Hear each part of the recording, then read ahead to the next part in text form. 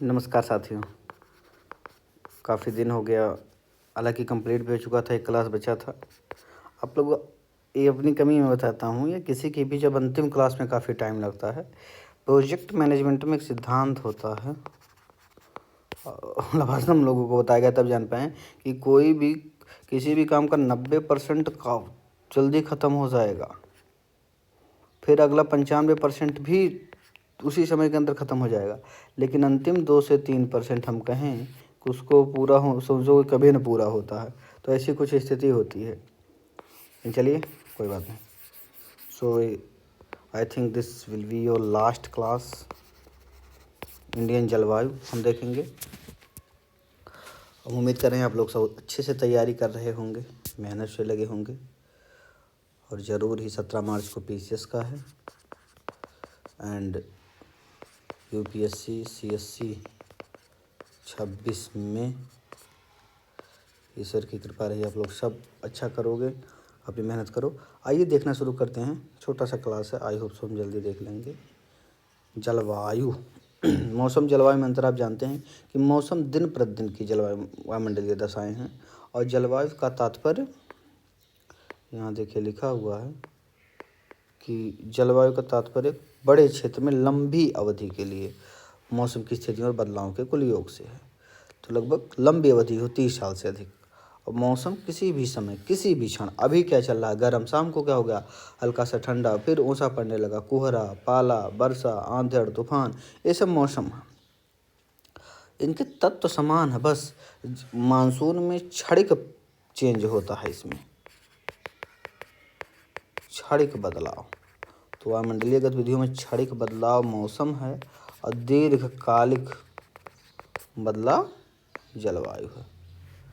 तो आपने देखा, भारत की जलवायु को मानसूनी प्रकार की जलवायु कहा जाता है।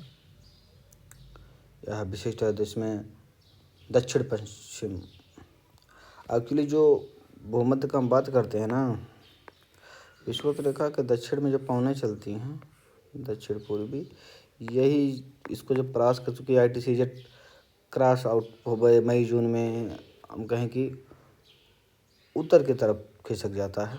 तो जब गर्मी भारत में होती है तो ये 0 डिग्री है, ये 23 के आसपास आ गया। तो हमारे भी ITCZ के खिसकने से ये पेटी, मतलब निम्न विषुवतीय निम्न वायुदा पेटी कहते हैं, तो ये भी इसको पार कर जाती हैं, फिर इनका दिशा ऐसे हो जाता है। तो यही जो होती हैं दक्षिण पूर्वी व्यापारिक पवनें, यही दक्षिण पश्चिम मानसूनी पवनों में बदल जाती हैं। तो अभी हम आगे देखेंगे किसी भी क्षेत्र के जलवायु को प्रभावित करने वाले कारक आप जानेंगे ही। अक्षांश, इसमें प्रमुख 6 नियंत्रण इन्होंने लिखा है। एक अक्षांश, अक्षांश से आप पता लगा सकते हैं तापमान, क्योंकि अक्षांश से पता चलता है कि कितना सूर्य तप इंसोलेशन प्राप्त हो रहा है।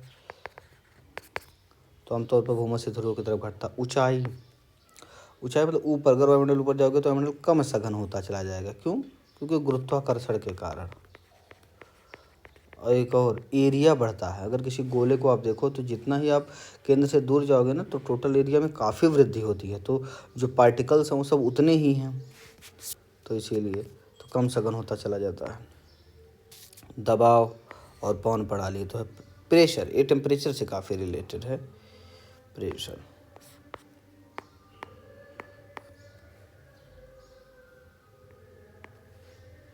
तापमान और वर्षा पैटर्न को प्रभावित करते हैं। समुद्र से दूरी, जिसे हम कहते हैं महाद्वीपीयता। महाद्वीपीयता क्या है कि स्थल जो होता है जल्दी गर्म जल्दी ठंडा होता है, और समुद्र देर से गर्म देर से ठंडा होता है। यही जो गुण होता है स्थल और महाद्वीप के बीच को, इसी को हम कॉन्टिनेंटलिटी कहते हैं, महाद्वीपीयता कहते हैं। अगर समुद्र के पास में वो स्थल वाला क्षेत्र है, समुद्र के पास में, तो समुद्र का प्रभाव वहाँ देखा जाता है। इसलिए जब हम समुद्र से दूर जाते हैं तो वहाँ स्थिति कम चरम रहेगी। अंदर तो वही होगा ना कि दिन में अगर +38 है और रात को +15 है, अंतर 23। और जो इसके किनारे रहेगा समुद्र के, तो हमें भी दिन में +32 ही जाए, और रात को इतना ज़्यादा नहीं गिरने पाए पर में भी +17 ही रहे। तो इसमें अंतर देखो कितना है, मात्र 15 का ही है। तो ये महाद्वीपीयता है कि चरम स्थिति दूर बढ़ने लगती है। महासागरीय धाराएं, तो ठंडी और गर्म धाराएं जलवायु को प्रभावित करती हैं, आप जानते हैं। उच्चावच लक्षण मतलब कि उच्चावच मतलब जियोमॉर्फोलॉजी कि किसी भी स्थान की बनावट कैसी है, पत्थर पहाड़ ये सब स्थितियाँ। तो किसी भी स्थान की जलवायु के निर्धारण के ऊंचे पहाड़ गर्म हवा अवरोध का काम करते हैं। आइए देखें भारतीय मानसून। तो मानसून क्या है? मानसून किसी क्षेत्र की प्रचलित सबसे तेज हवाओं की दिशा में मौसमी परिवर्तन है। जैसे हमने बताया आपको कि भारत को अगर देखें ना तो इस उत्तर पूर्वी व्यापारिक पवनों के क्षेत्र में है। लेकिन वही देखो गर्मी की ऋतु में ये जो विषुवतीय निम्न वायुदाब पेटी होती है, अरे यार आवाज़ कहाँ से आ गया, जब ये ट्रांसफ़र होता है तो इसको देखो ये हवाएं ना इधर से ऐसी हवाएं चलने लगती हैं मुड़ करके। तो इसी को हम कहें हवाओं की दिशा में मौसमी परिवर्तन। मानसून अधिकांश उष्णकटिबंधीय क्षेत्र में आर्द्र और शुष्क मौसम का कारण बनता है, आप जाने रहे।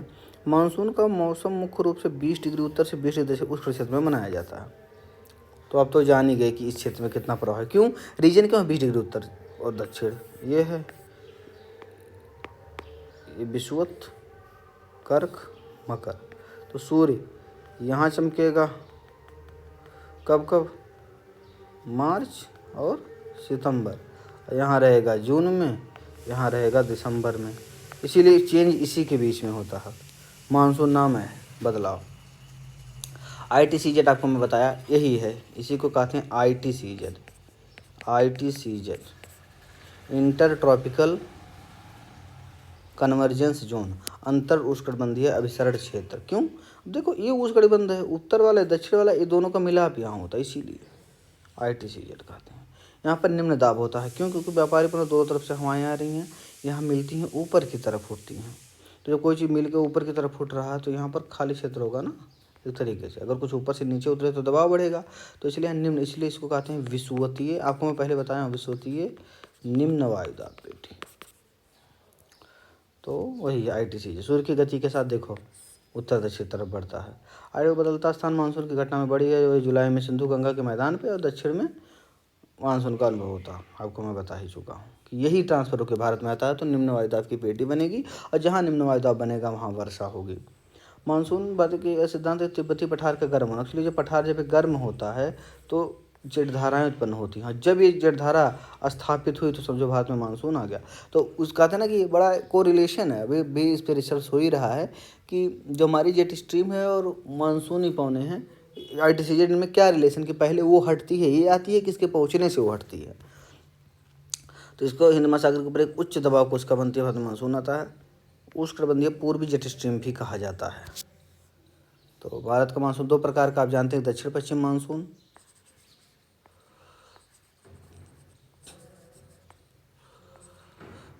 एक तो ये वाला है भारत का मानसून, ये तो ये है इस समय हम कह सकते हैं कि जून से सितंबर वाला, अक्टूबर नवंबर। और एक ये है जो नवंबर में आता है उत्तर पूर्वी मानसून। तो इसलिए देखो दो मानसून, क्योंकि इस समय दक्षिण की तरफ आ जाता है, पेटी खिसक जाती है तो पूर्व वाली जो पहले वाली हवाएं हैं व्यापारी पवनें वो हावी हो जाती हैं। दक्षिण पश्चिम मानसून सबसे प्रमुख विशेषता आप देख रहे हैं कि केरल में जून के पहले सप्ताह तक आ जाता है, पश्चिम की ओर से प्रवेश कर रहा है। आप देखेंगे NCERT में बहुत अच्छे से उन्होंने दिया है, मैं आपको दिखाता हूँ। अरे दो आपको बहुत अच्छा से चीज़ें पता हो।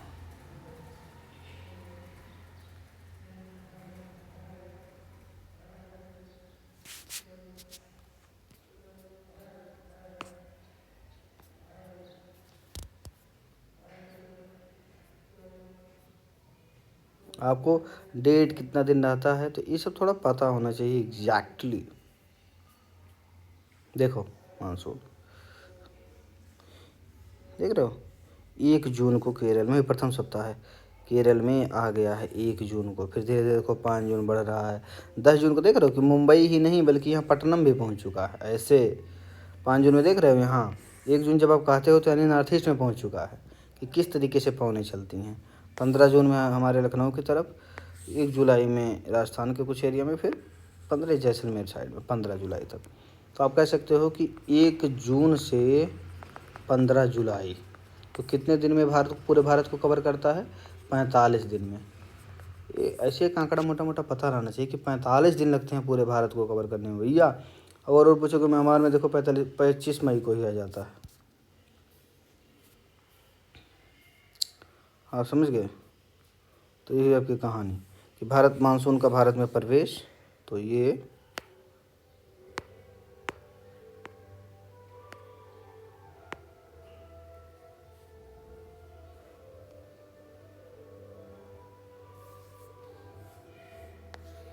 देखिए 1 जून पहुंचता है, धीरे धीरे भारत को कवर कर लेता है। मानसून का विच्छेद जब वो टूट रहा है, निवर्तन जब वो जा रहा है, ये चीज़ें आपको पता होनी चाहिए।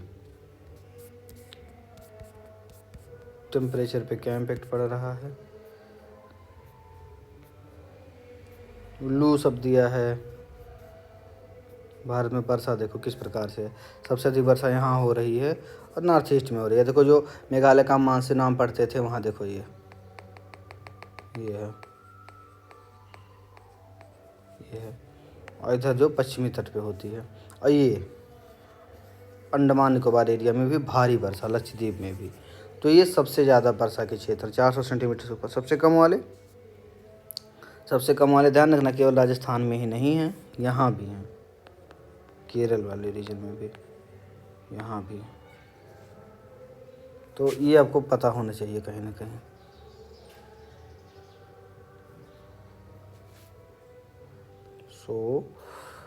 ये तो मैं दिखा रहा था आपको कि वहाँ से आप कनेक्ट कर सकते हैं। एनसीईआरटी में काफ़ी कुछ चीज़ें दी हैं।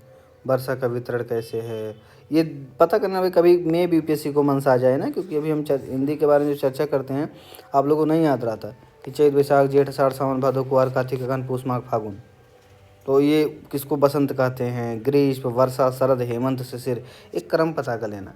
यही सब चीज़ें हैं जो कुछ मायने रखती हैं सर जी लोग। और तो सब लोग वही ही पढ़ते हैं। देख रहे हो 64% आबादी का भरण पोषण। तो मानसून से क्यों ना क्वेश्चन आए। वो मंडलीय तापन हो गया सब।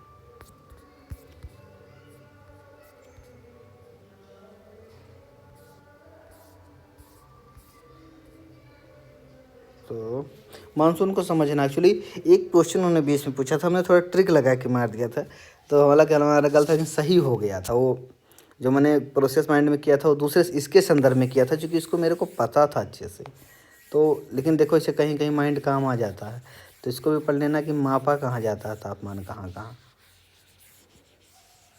होगा। देखोगे ना 20 में पूछा है कि मानसून मापने की विधियाँ। तो समुद्र के नीचे कितना दूरी जा रहे हैं ये वो माप रहे हैं। चलिए ये हो गया आपका। आगे बढ़ते हैं। वर्षा का स्थानिक वितरण असमान है। कुछ क्षेत्रों में भारी वर्षा है तो आप जान ही रहे हैं। अरब खाड़ी बंगाल की खाड़ी में विभाजित है, यस नो डाउट। देखो ये अरब वाला है, बंगाल वाला है, यहाँ जाके दोनों मिलते हैं आपस में। अरब सागर सबसे ज़्यादा वर्षा अरब सागर से होती है। तो 2 भागों में बढ़ती है, एक बंगाल की खाड़ी में, एक अरब सागर में। ऐसा पश्चिमी घाट से टकराने दक्षिण पश्चिमी पौने के कार्ड होता है कि कुछ निकल गई इधर से, कुछ उधर हो गई। आम तमिलनाडु सूखा रहता है, क्यों? क्योंकि एक तरीके से कह सकते हो आप ना कि ऐसे ऊपर से निकल के यहाँ वर्षा कर दी, यही वर्षा कर दी। यहाँ पहाड़ियाँ हैं ना पश्चिमी घाट की, ये सब आप देखो कि बहुत कार्डामम से लेकर के यहाँ ऊपर जाओड़ी।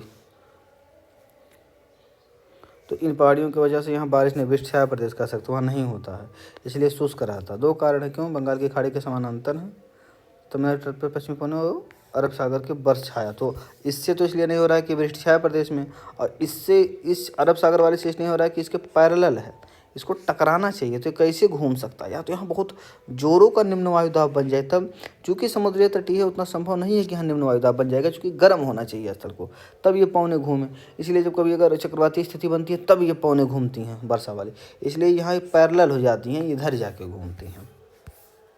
बंगाल की खाड़ी अब जानी रहे म्यांमार तक बढ़ रही है। मेघालय में मौसिन नाम में सबसे भारी वर्षा यही कराती है। गारो खासी जयंतिया में फंस जाती हैं। यहाँ 3 पहाड़ियाँ हैं। नॉर्थ ईस्ट मानसून हमने देखा। उत्तर पूर्वी मानसून जो आता है, जब हम कहें मानसून इस क्षेत्र वाला चला जाता है, तो सूर्य जब विषुवत के दक्षिण जा रहा है उस समय में, तो उत्तर पूर्व में बहने के लिए मजबूर करता है। इसे पूर्वोत्तर में उत्तर पश्चिम मानसून ऋतु कहते हैं। इससे अब जब ये वापस हुआ है तो लौटते मानसून से वर्षा हम कर सकते हैं, यहाँ होती है। आंध्रा, तमिल, केरल अच्छी वर्षा होती है, उनका 35% है कुल वर्षा का। मेघालय में इतना हाईएस्ट वर्षा होती है भैया 1141। तो उत्तर पूर्वी मानसून क्या है? कोरियोलिस बल आपको मैं बताया हूँ कि कैसे ये विषुवत पे लगभग 0 होता है और ऊपर जाने पे धीरे धीरे बढ़ता है और पवनों को अपनी तरफ खींचता है, विक्षेपित करता है, वही है कोरियोलिस बल। घूर्णन, कोई भी अगर वो घूर्णन करने वाली चीज़ है तो उसमें यह बल होता है, विक्षेपण बल। मानसून में रुकावट वही अगर कुछ दिन तक बारिश ना हो, सिंपली, और कुछ नहीं। सप्ताह तो बारिश ना हो, रुकावट कहते हैं। अलग अलग कारण हैं। आई कारण एक, भाई निम्न वायुदाब का क्षेत्र ही ज़्यादा निम्न वायुदाब ना बने, तो ये जो मानसूनी करते हैं या ITCZ, यदि क्षेत्र में हम कहें बारिश वाले तूफान बहुत बार नहीं आने, क्योंकि वो निर्मित करते हैं ये जो आर्द्र पवनें होती हैं इनको ऊपर उठाने में मदद करते हैं। अगर यही नहीं है तो कैसे वर्षा होगी भैया? पश्चिमी तट पर शुष्क अवधि, जब हमारे समानांतर चले तब भी बारिश नहीं होगा। लौटने को मानसून की वापसी कहते हैं। कब? सितंबर के पहले सप्ताह से। आपको बताया कि जून से पूरा सितंबर लग जाता है आने में, तो सितंबर से हटना बस शुरू कर जाता है। तो पहले वहीं जहाँ देर में पहुँचा वहीं से पहले हटेगा। देखो, पहले हट जाती हैं जहाँ में सबसे बाद में पहुँचती हैं। तमिलनाडु राज्य अपनी कुल वर्षा का 50 से 60% लौटते हुए मानसून से प्राप्त करता है। विशेषताएँ आप देख ही लिए। तापमान में गिरावट हो गया, निम्न वायुदेव क्षेत्र दक्षिण की ओर खिसक जा रहा है, बंगाल की खाड़ी में चक्रवाती तूफान आ रहे हैं। भारत में वर्षा का वितरण NCERT से फिगर लिया गया है। आप NCERT में भी देख लीजिएगा। अभी मैं देखिए वहाँ आपको दिखाया हूँ कि यहाँ लक्षद्वीप में हो रहा है 400 सेंटीमीटर से ऊपर, अंडमान निकोबार में हो रहा है, यहाँ कुछ मेघालय में हो रहा है और पश्चिमी घाट पे कुछ हो रहा है, यहाँ कर्नाटक के आसपास, कर्नाटका, केरला, गोवा थोड़ा ऊपर हो जाएगा। ये है। फिर 0, आप देखें कि 0 से 20 तो ना केवल यहाँ राजस्थान में है बल्कि यहाँ भी है, तमिलनाडु के कुछ रीजन में, ये वेस्ट छाया वाले प्रदेश में वर्षा नहीं हो रही है। 200 से 400 बड़ा फेमस रीजन भैया, ये गंगा की तराई है, और ये मध्य प्रदेश, थोड़ा उड़ीसा लेकर के आंध्रा, बंगाल, जहाँ छत्तीसगढ़ वाला एरिया, फिर नॉर्थ ईस्ट का काफ़ी एरिया, तो उसको आप देख लीजिएगा। वर्षा का वितरण देखो लिखा है कैसे कैसे होती है। 200 से सबसे अधिक वर्षा आपने देखा पश्चिमी घाट, उत्तर पूर्व, मेघालय की पहाड़ियों में होती है, और अंडमान लक्षद्वीप आपको याद रहे। गुजरात के दक्षिण पश्चिम भाग, पूर्वी तमिलनाडु में 100 से 200, उत्तर प्रदेश और यहाँ सब जगह पश्चिमी यूपी, पूर्वी यूपी में तो ठीक ठाक वर्षा होती है। भारत का ठंडा गर्म मौसम, तो शीत ऋतु का मौसम जाने रहे, दिसंबर से फरवरी ठंडी चली रही है, तापमान कम होगा, फला शीत ऋतु में वही अब ठंडी वाली स्थिति है ना, तो कोरोमंडल तट पे वर्षा होगी। कोरोमंडल तट आप लोग जान ही रहे हैं भाई, ये है कोंकण, ये है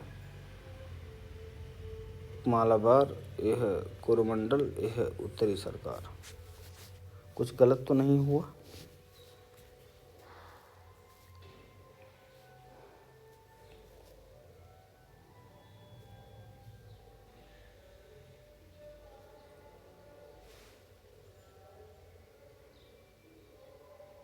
वही है, ये हो गया आपका Konkan, Malabar,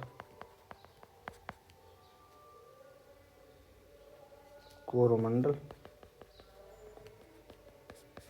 south eastern coastal है, उत्कल प्लेन उत्तर में है, आइए उत्तरी सरकार, यहाँ वर्षा होती है। पश्चिमी विक्षोभ के कार्यों मौके वर्षा चल रहा है भैया, अभी जो हल्की हल्की बारिश, यही है बर्फबारी जो हुआ अभी मसूरी में, बड़ा अच्छा बर्फबारी हुआ है। गर्म ऋतु आप जान रहे हैं, उत्तर की ओर जब जा रहा है बसंत जल्दी आ जाता है, 45 तक पहुंच रही है। लू जो गर्मियों में जो आती है धूल भरी आंधियाँ, तो उन्हें विभिन्न नामों से जानते हैं। तो कुछ प्रसिद्ध जो तूफान आते हैं, आम्र वर्षा होती है, तो प्री मानसून वर्षा केरल कर्नाटक में, तो यानी प्री मानसून है।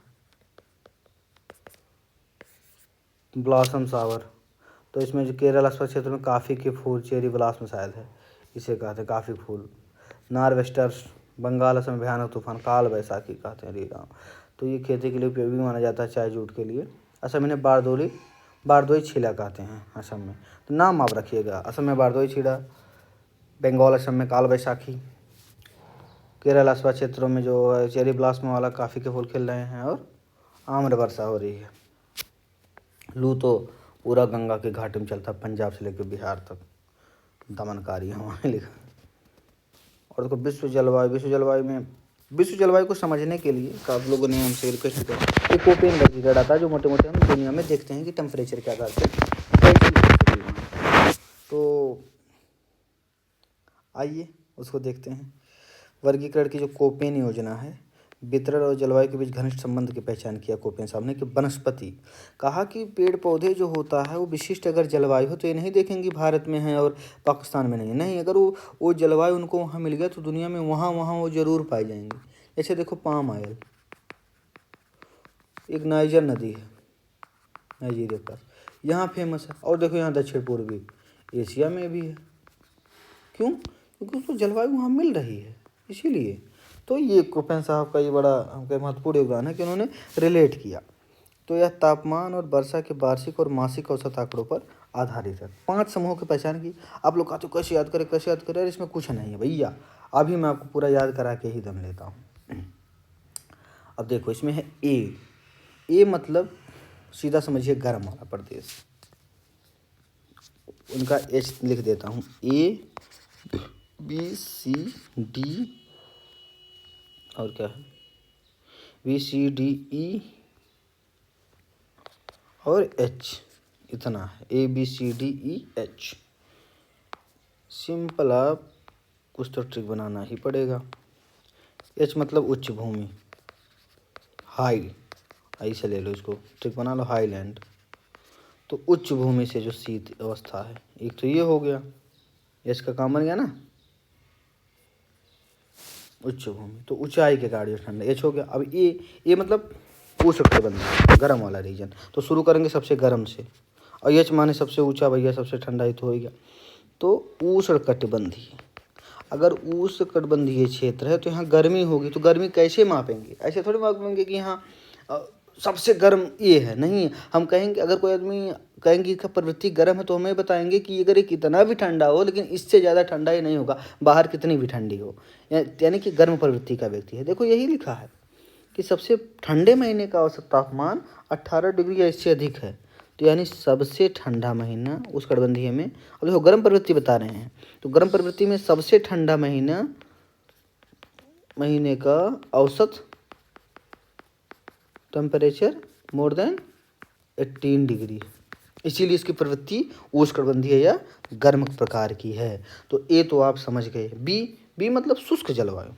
अब देखो, सबसे कोई चीज़ बहुत गर्म है तो उसके बाद एकदम ठंडा नहीं आ जाएगा, बस शुष्क आएगा, सूखा सूखापन वाला। तो इस शुष्क वाले में प्रवृत्ति क्या है कि वाष्पीकरण ज़्यादा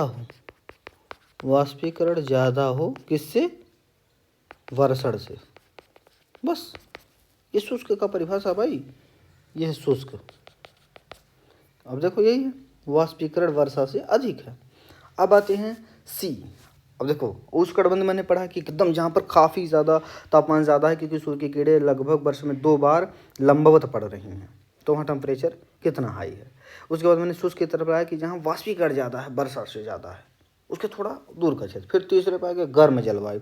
अब आया जिसमें मध्य अक्षांशों की बात करते हैं, भारत भी आ जाएगा इसमें, गर्म जलवायु। भारत के ऊपर वाले अक्षांश जो आएंगे मध्य अक्षांश। अच्छा इसमें क्वेश्चन निकालेंगे अब गर्म जलवायु, इसमें हम ये बता देंगे भैया कि मैक्सिमम 18 से नीचे रहेगा, क्योंकि अगर 18 से ऊपर हो गया तो उष्णकटिबंधीय में आ जाएगा, लेकिन जो मिनिमम हो 3 से नीचे नहीं जाएगा। तो ये है सब याद करने का तरीका कि जलवायु वर्ष के सबसे ठंडे महीने का औसत तापमान -3 डिग्री से अधिक लेकिन 18 डिग्री से नीचे होता है। तो इसमें अब देखो, इसमें सबसे ठंडा अगर रहेगा तो ए वाले में, ए कोपेन के ए वाले में अगर सबसे ठंडा है तब भी उसका तापमान औसतन सबसे ठंडे महीने का औसत तापमान 18 डिग्री सेंटीग्रेड से अधिक है। गर्म वाले में क्या होगा कि सबसे ठंडा जो होगा वो -3 डिग्री एवं 18 डिग्री के बीच होगा। मैथ वाले समझ गए होंगे भैया, और सब समझ जाएं, ठीक है। यह एक्स मतलब इसकी जो वैल्यू होगी सी की, यहाँ मैं सी लिख दे रहा हूँ, वो -3 और 18 के बीच में होगी। क्यों? ये बात मैं आपको बताया, क्योंकि 18 से ऊपर अगर हो गया तो हो जाएगा उष्णकटिबंधीय।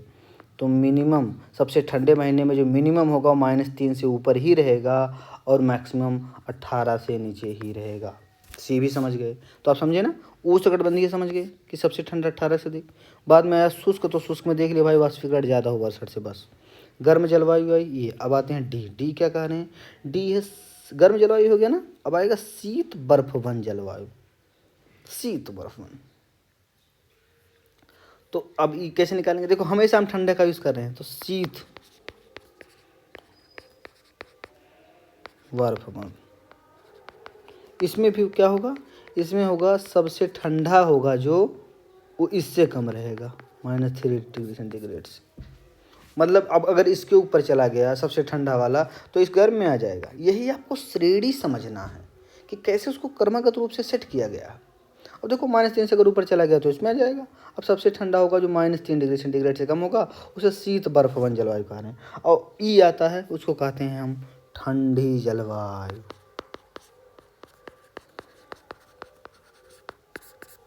यहाँ बर्फ नमो है तो -3 के नीचे बर्फ, भाई बर्फ माइनस में ही जमेगी। अब ठंडी जलवायु यानी इतनी खतरनाक तो नहीं है जितनी डी वाली है। डी वाली तो डिप्रेशन में डाल देगी, तो इसे ध्यान रखना कि काफ़ी डिप्रेस्ड जलवायु। ठंडी, इसमें सभी महीनों का औसत तापमान 10 डिग्री सेंटीग्रेड से नीचे रहता है। एक अलग परिभाषा इसमें इसी में लिया गया है, सभी महीना। इस सब में सबसे ठंडा हम ले रहे हैं सभी में, इसमें सभी महीना औसत तापमान कितना होगा? 10 डिग्री सेंटीग्रेड से नीचे रहता है। ये हो गया ठंडी जलवायु का हम कहे वर्गीकरण कोपेन का। तो मुझे लग रहा है अब आप इसको अच्छे से 2-3 बार देखिएगा। मैं एक बार और समझा दे रहा हूँ। ABCDEH, FG नहीं है, तो FG इसमें नहीं है। GF कह सकते हो, नहीं है इसमें, FGGF। सो ए मतलब उष्णकटिबंधीय है, जिसमें सबसे ठंडा महीना औसत तापमान 18 से अधिक। अब देखो ऐसे सेट करो ना, उष्णकटिबंधीय 18 से अधिक। अब 18 से नीचे आएंगे तो 18 से नीचे जब आएंगे तो 18 से -3 के बीच में है गर्म जलवायु।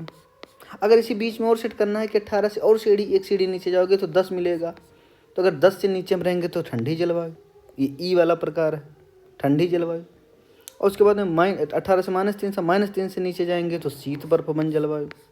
और ये जो कैटेगरी हैं अलग प्रकार की, मतलब हाई लेवल वाली, उच्च भूमि से जो ठंडापन बना हुआ है, ये एच प्रकार का है। और बी जो है वो शुष्क है, जो वाष्पीकरण से ज़्यादा, वाष्पीकरण ज़्यादा हो रहा, वर्षण कम हो रहा। तो ये तो हो गया आपका प्रकार।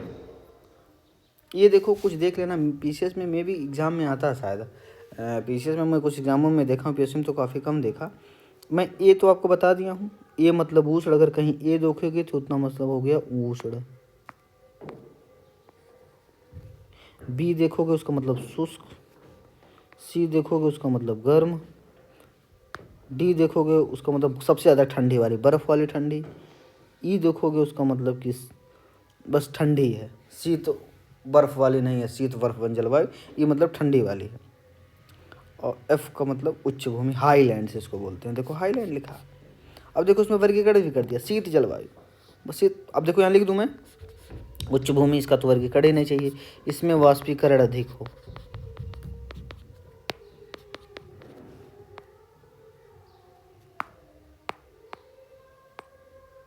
वाष्पीकरण देखो, यहाँ पर आपने क्या पढ़ा था, ऐसे हमेशा आप कई बार लिखोगे ना, याद आ जाएगा कि सबसे कम महीने का जो औसत तापमान होता हो वो 18 डिग्री सेंटीग्रेड से अधिक होता है,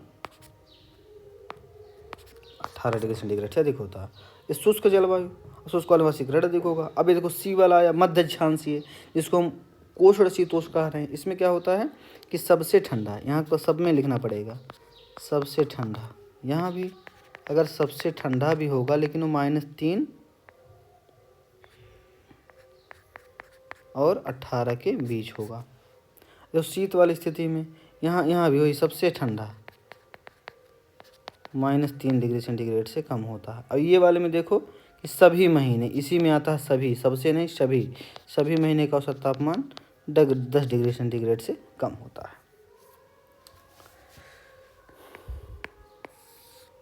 अब देखो, आप अब इन्होंने FMW इनका तरीका है,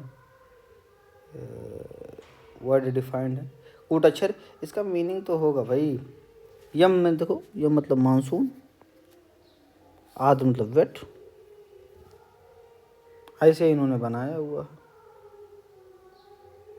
सो ये अब देख लीजिएगा, कोई मिलेगा मुझे लगता है वर्गीकरण कहीं से, तो मतलब याद रहे एक बार, ए से तो आप जान रहे हो कि ये तो पकड़ ही लोगे, अगर कहीं इससे काम बन रहा है तो काम बना लेना, किससे भाई क्या आएगा, मज्जद झांसी आ रहा है तो डी से, ई से, एच से, फिर इसके अंदर जो विभिन्न प्रकार के आएंगे, क्योंकि उसके अंदर भी काफ़ी होते हैं, उष्णकटिबंध में एक आर्द्र होगा, मानसून होगा, आर्द्र, अभी इंग्लिश वाला होता तो मैं ट्रिक बता देता, अभी हिंदी में लिखा हुआ, अब क्या बताऊँ, आर्द्र मानसून सूख, ऐसे उपोषण जब देखते हो, स्टेपी मरुस्थल, स्टेपी मरुस्थल, मध्य अक्षांशीय यहाँ आ गया, ये दोनों मध्य अक्षांशीय है, के और ये कटबंधीय उपोष्णकटिबंधीय दोनों है तो एच है, स्टेपी को यस से लिख दिया, मरुस्थल को एस से, डब्लू से लिख दिया, फिर देखो स्टेपी एस से है, मरुस्थल डब्लू से है, मध्य के लिए, मध्य अक्षांश के लिए के यूज कर रहे हैं, कटिबंध के लिए एच यूज कर रहे हैं, तो यही है, देखो कि समानता मिल ही जाएगा, तो आप इसे अच्छे से देखिएगा।